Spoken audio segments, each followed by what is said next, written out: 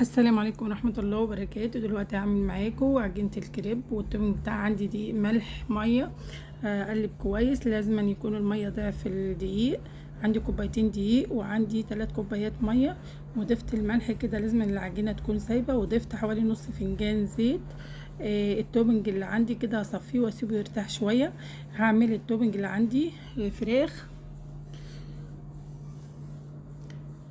هنا هنزل بطاسة على النار فيها زيت، هقلبه اعمله بالخلة، وتخلي بالك من النار بالراحة كده، وتنزلي بيها لوج واحد بس، وتلف الطاسة شمال ويمين، وهتبقى معاكي لغاية ما يتغير اللون. وكده عملت احلى معاكم كريب حادق في مطبخ شيزان تاج الدين. وما تنسيش اللايك والشير، والطريقة موجودة على القناة بتاعتي، وتابعيني وتشرفيني جدا. وعملت احلى كمية كريب حادق.